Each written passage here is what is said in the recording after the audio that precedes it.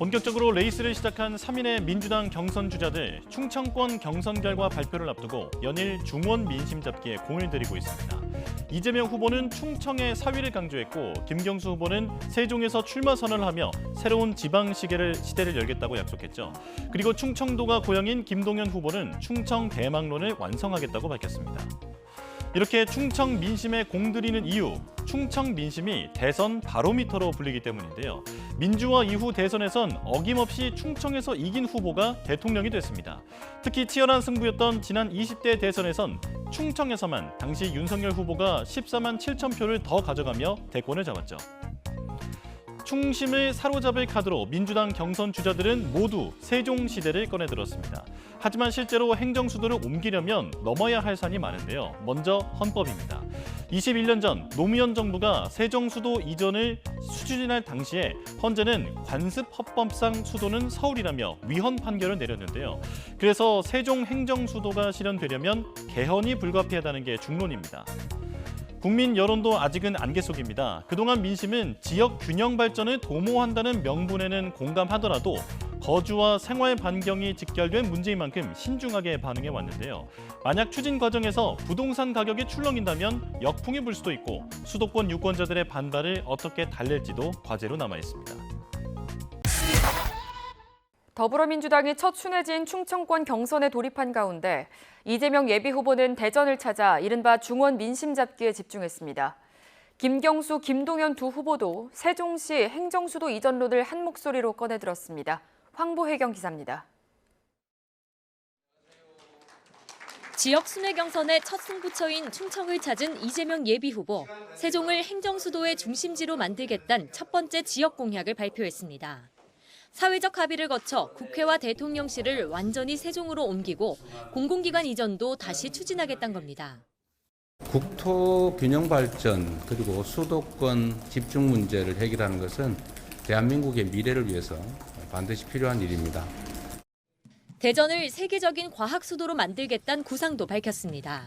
또 대전 국방과학연구소를 방문해 방위산업 4대 강국으로 발돋움하기 위한 K방산 육성 공약도 제시했습니다.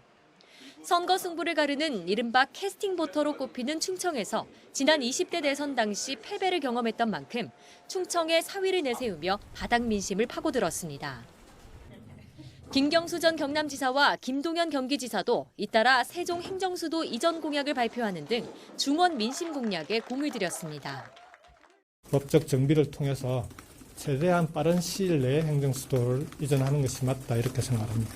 제가 대통령 만약에 당선이 되면은 바로 다음 날 세종에서 직무하겠다고 하는 말씀을 드렸고.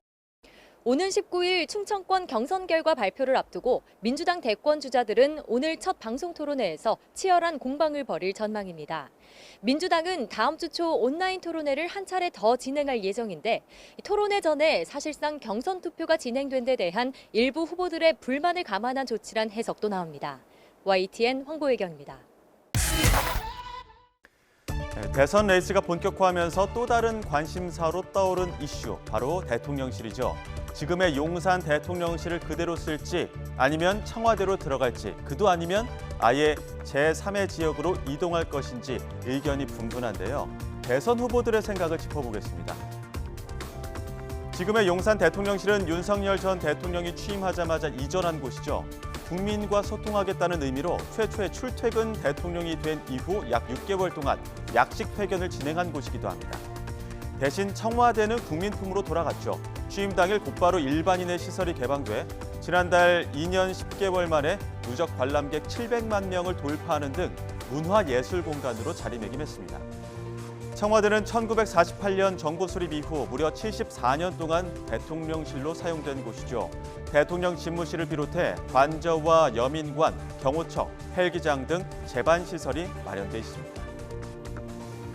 이 때문에 청와대로 다시 들어가야 한다는 후보들의 목소리도 나옵니다. 미국의 백악관처럼 청와대는 이 국격의 상징이기 때문에 시간이 좀 걸리더라도 되찾아야 한다는 이야기가 나오는 겁니다. 관련 이야기 들어보시죠. 청와대는 국격의 상징이고 나라의 상징입니다. 저는 윤 대통령께서 청와대를 나와서 용산에 갈 때 참 저것은 잘못하는 일이다. 국격의 상징인 청와대는 다시 정비를 해야 될 것으로 봅니다. 청와대로 다시 돌아와야 된다고 그렇게 생각합니다. 지금 청와대의 그 규모를 좀 줄여가지고 일을 할 수 있는 공간을 만들고 경호를 잘하게 만들고 나머지는 또 국민들께 일부는 또 개방을 해서 마치 그 미국의 화이트하우스 지금 거기에 관광객들 들어가고 있거든요. 그래도 경호상에 문제가 없게 잘 배치를 했습니다. 그런 모델을 차용하면 저는 될 거라고 생각합니다.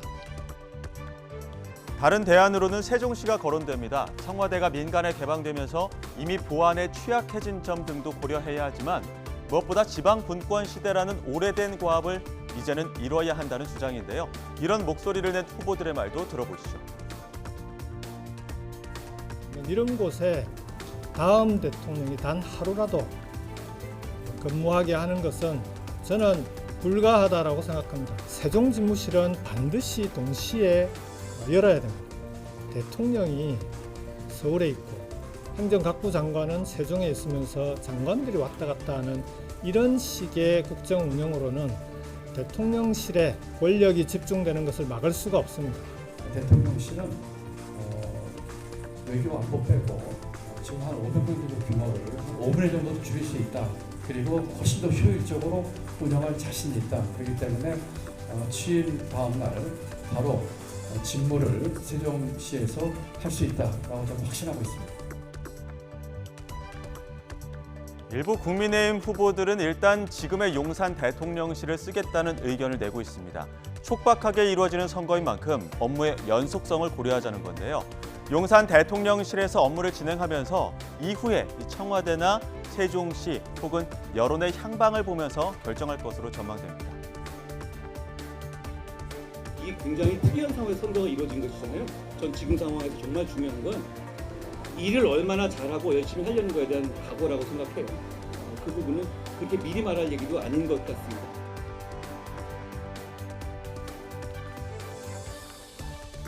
네, 더불어민주당 이재명 후보는 임기 안에 세종시로 옮기겠다며 그 이전에 사용할 대통령실에 대해서는 아직 구체적인 안을 밝히지 않았고요. 김문수 후보는 여러 가지 안을 종합적으로 검토하고 있다고 밝혔습니다. 차기 정부의 핵심 시설인 대통령실 인수위원회도 없이 바로 취임하기 때문에 빠른 결정이 필요한데요. 하지만 졸속 논란을 피하기 위해서는 국가 안보와 예산 등을 신중하게 검토할 필요도 있다는 지적이 나오고 있습니다. 김경수 전 경남지사가 행정수도 세종 이전과 연합정부 구성을 기치로 대선 출마를 공식 선언했습니다.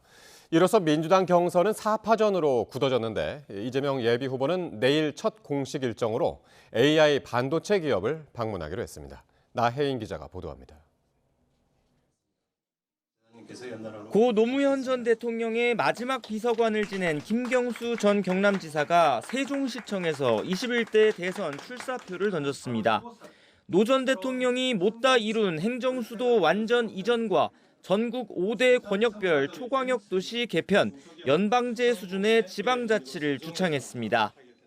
내란의 상징인 용산을 더 이상 대통령실로 사용할 수 없습니다.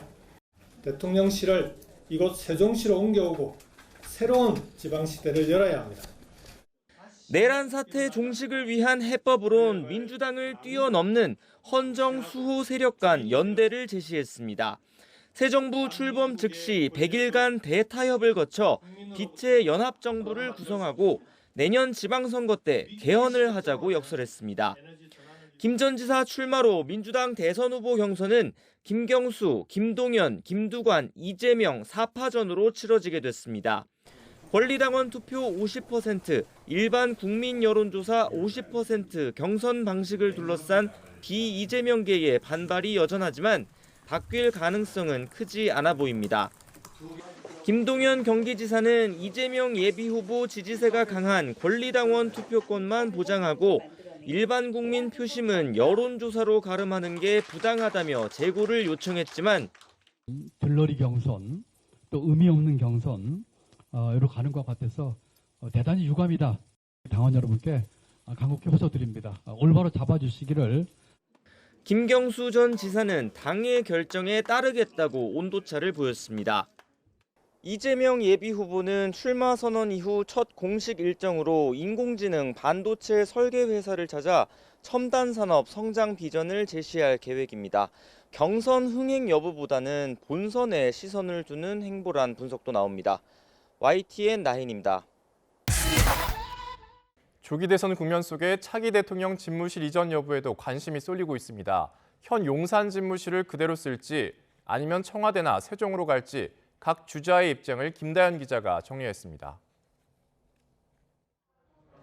차기 대통령에겐 서울 용산 집무실 입주와 청와대로의 복귀, 세종으로의 이전이라는 세 가지 선택지가 있다는 게 대체적인 분석입니다.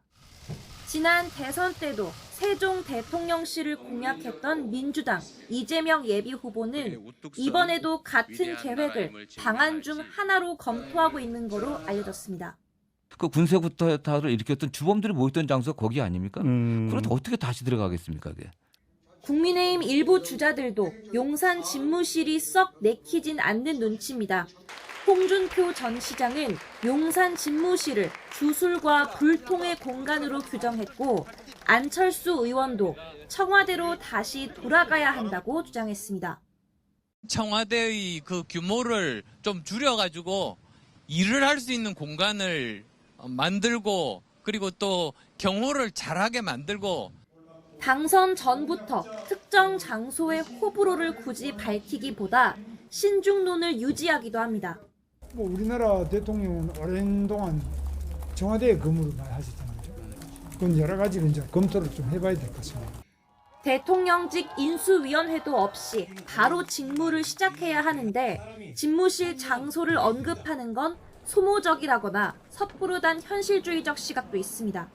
집무실을 이전하느냐 여부가 주요한 쟁점이 되는 그런 대선은 아니었으면 좋겠습니다. 가지에 집중하는 것 같은 것 이런 느낌이 듭니다. 정말 중요한 건 일을 얼마나 잘하고 열심히 하려는 것에 대한 각오라고 생각해요. 그렇게 미리 말할 얘기도 아닌 것 같습니다. 집무실 이전은 대선의 단골 공약이었지만 이번엔 찾기 힘든 분위기입니다. 윤 전 대통령의 상징인 용산 집무실을 그대로 쓰자니 새 정권의 부담일 수 있고 옮기자니 세금이 들어 대선 주자들의 셈법이 복잡해 보입니다. YTN 김다연입니다. 지금 이 뉴스입니다. 조기 대선 날짜가 6월 3일로 확정이 됐죠. 그렇다면 차기 대통령 집무실은 어디로 정해질까요? 현재 용산이나 과거의 청와대 그리고 제3의 장소인 세종시도 물망에 오르고 있습니다. 자, 가장 많이 거론되는 곳이 바로 세종시인데요.